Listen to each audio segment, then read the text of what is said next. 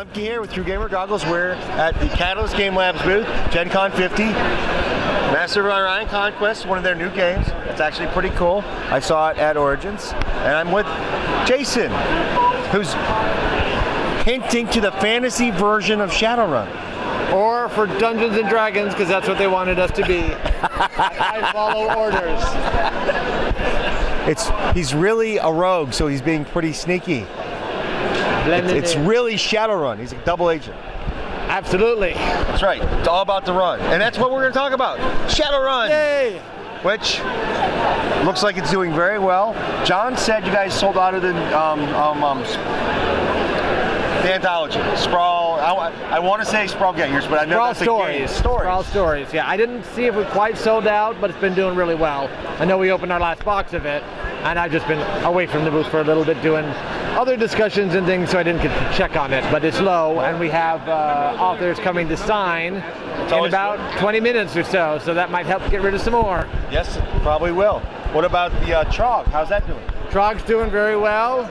Forbidden Arcana, which we wanted to have at Origins but did not, is here, and that's doing really well.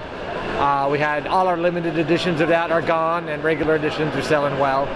So the whole Shadowrun line is doing great. I really wanted Anarchy to sell here and the core book to sell because I want, that's a gateway to get people in, and both of them are going great. Well, that's good. That's always good. And the core book is still available on drive-thru, right? Yeah. Yep. So you can get the PDF or you can get the hard copy in our store. Hard copy. I still like books. I like to do them both. I like to have the PDF on my iPad and the book open, and it's for different things. There's different applications. Yeah. I actually think, and this is weird, it's got to be just like a preference thing. Yeah. I think it's easier to read PDFs on Apple stuff. That may be. I haven't tried non-Apple stuff, so I can't say. I just don't. It's like a tablet. Turn the page. It's however the words appear. If the words appear nice and crisp, yeah, it's going to be easier to read. I think for me, it's more about feeling. But anyway, back to Shadowrun. Yes. We also had 0 Day here, our hacking game. Oh yes. And that's been going really well too. Good. That is. Again, I didn't get to play it yet, but it looked really good. It's good. It's really easy to learn. It's short time span too, right? Yeah, gameplay's about 20 minutes. Yep. But there are tactical decisions you have to make. One of my favorite parts is, you're competing to try to hack into mega corporations and other things. And sometimes you will win the different little showdowns throughout the game, but a lot of times it's best to lose. Right. One showdown for a larger purpose, and I like that decision making of when should I lose to serve the larger goal. It's fun. Okay. And I was just looking at it. It's Forbidden Arcana, right? There's so many Arcanas out there. Yeah, Forbidden Arcana is our Arcana. And what are the key points to Forbidden Arcana? Right there in the title, this is stuff that maybe mages shouldn't know because it's dangerous. Maybe. But these are Shadowrunners. They're going to try to find the stuff they shouldn't know. So we've talked about blood magic before, but if you want to try to be a good person and still do blood magic, how do you pull that off? Forbidden Arcana will tell you. And there's all sorts of different ways to master different kinds of magic in that book. So you can choose a specialty or what kind of mage you want to be and specialize and become a master. And then there's different aspects of mage. So you can be very limited mage. So you have a single spell or some very small things you do to add to your arsenal as a Shadowrunner. And then wild summoning, which is a lot of fun because we have wild spirits in there. Some of them are vehicle spirits, so you see spirit ships sailing on the waters and ghost trains and all that great stuff. And it details what wild spirits are and how you can not really control them, but maybe at least call them to you and hope that good things happen. So what's the next big thing? Next big thing is Street Lethal. That's our advanced combat book to go with our advanced magic book. So plenty of guns, because you got to have plenty of weapons to choose from. But also unconventional fighting forces, from pirates to mercenaries to just other things that might get in your way as a Shadowrunner. And then a complete corporate security breakdown, so you get to know the major techniques that the big corps use when trying to keep you away from the places you shouldn't be. Okay. So that electronic release should happen not too long after Gen Con. Oh, so that's only electronic. No, that's electronic, and then we'll have the print following. But that means electronic comes first, so that'll be not that far away. All right, and after that? After that is Dark Terrors, which the description's right there in the title. It's scary and dark and mysterious. I don't know what that means in Shadowrun. It means Shadim, it means more bug spirits, it means wrap up on what's going on in Boston with the head cases. And in Forbidden Arcana, there's a lot of traditions. And one of the traditions in there is the Elder God tradition. And so if you want to find out what the followers of the Elder Gods are up to in the Sixth World, move on to Dark Terrors and see what kind of weird stuff they're up to. Very cool. I thought I was going to have some witty questions for you, and I don't. Well, then you better think of some. Or we'll just look at the camera together. Hey, camera. Or, well, what's happening? What is your favorite part of Dark Terrors? It's not done yet, so I'll have to see what my favorite part's going to end up being. Well, then we'll move to what is done, Forbidden Arcana. Forbidden Arcana. What's my favorite part of Forbidden Arcana? I think it probably is the wild summoning, but there's also some in-character stuff in Forbidden Arcana where through the Jackpoint dialogue, you see that some of the characters in Shadowrun are delving into things they shouldn't, and the way it's written is very immersive and kind of gets the scariness of the forbidden stuff across. It's really well done. And of course, there's a price, right? There's always a price. Everything has a price, and you see how some people are paying it. I was a caster, but now I've only got 3 fingers. Or one working lobe of my brain. Or one floating lobe of your brain. We're in a busy area. It happens. It does. I don't think she was actually on camera. No. Well, that was Amanda, though. We like her. She's cool. Yep. So what do you want to add? Where do you want to go? I should mention, along with, because we talked about books, but Sprawl Ops, our board game. Oh yeah, it's over there. Yeah, we have a picture of a display case.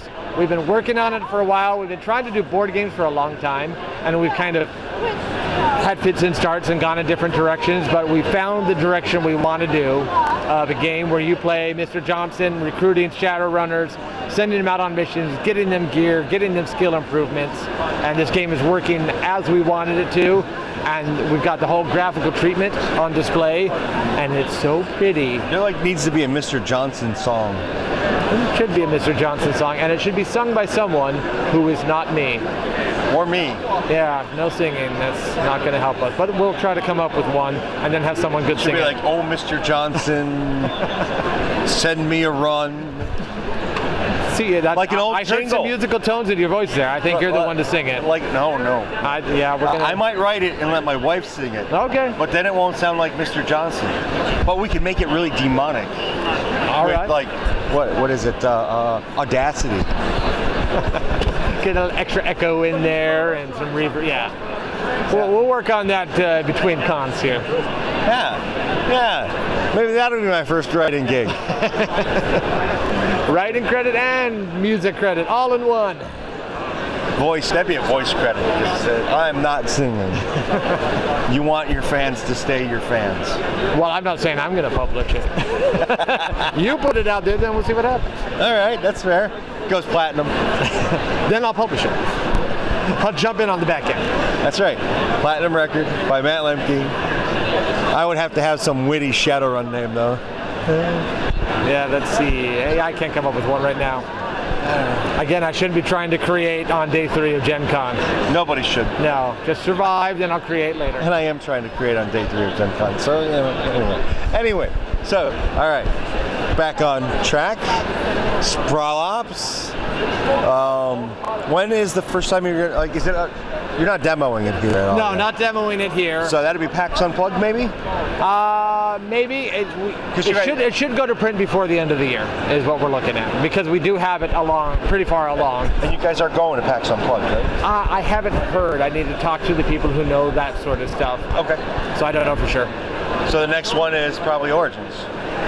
We should definitely have it at Origins. I'd be upset if we don't have at least a demo of Origins, and it would be best if we had the game itself at Origins. I would think. I mean, prototype looks really good. Yeah, so we've got all that graphical treatment done, and the game's mostly done, so we just need to kick it out the door. It's a big stocking stuffer, Mom and Dad. Not sure we'll have it for Christmas, but you know. Yeah, it goes to print by the end of the year. So. Yeah, you can. Probably won't be anything. Probably won't be here. Put a note in the stocking that says, "We will buy you Sprawl Ops when it comes out." Yes, and it saves you Christmas cash. There we go. Win-win. I've done it. Yeah, me too. I have done it, which is a little bit weird to talk about on camera. But anyway, what else? There's got to be more. Oh well, yeah. There's plenty. I've got. I sat down to do some long-range planning about a month ago, and the latest year I wrote on my long-range planning was 2025. So I've got it set. Of course, by the end of next year, I will have blown the whole thing up. I was going to say that's almost job security. Yeah, except they'll blow me up too. But 2025. So what are you going to release in 2025? In 2025, we're going to release books that I did not commit to memory, so I forget what they're called. But they're there. But I can tell you more about 2018. All right. We're going to have an Advanced Matrix book. People have been asking about a Technomancer book because we were working on a Technomancer ebook. But we're at the point now where it's going to be better to fold that material into a whole Advanced Matrix book and get that out next year. Sooner than that, we'll have a book called Better Than Bad, because Shadowrunning has long been in the dark side. You know, you talk about the horrible things that happen in the Sixth World. So we're going to let a little bit of light in and talk about the Shadowrunners who try to alleviate injustice a little bit in the world, who try to do what Robin Hood did and take a little bit from the rich and give to the poor. Why do I suspect there's going to be a lot of terrible endings? Oh, because you're a cynical man, Matt. I'm sure everyone will be happy because Shadowrun is all about happy endings. They'll be happy, but with like one leg. That's a kind of happiness. It's like, I don't have to do this anymore. Give me another cigar. Also, we have an Anarchy supplement we're going to be working on, where we're going to take all the material that came from the Chicago missions, because for the past few seasons of missions, it's all been adventures in Chicago. We're going to repackage that and stat it up for missions, or for Anarchy. And so we'll have characters and contract briefs all set in Chicago, so Anarchy players can take on all those stories. Very nice. That's good. So how is Anarchy doing? I mean, does it have a big following the same way? Because I would imagine that there's not as much overlap from Shadowrun back to Anarchy. I would imagine there's more Anarchy kind of graduates into Shadowrun.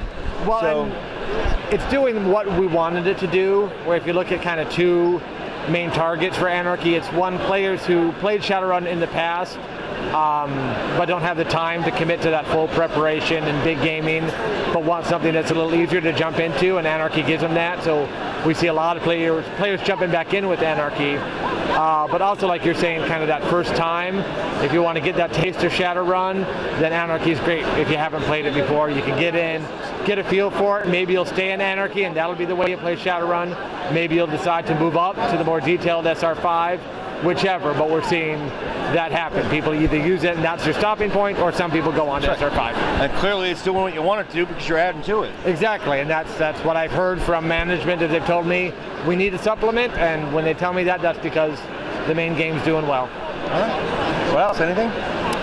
There's more on the schedule, but that's all I'm prepared to say now. Okay. Because you've heard more than I've released to anyone publicly now.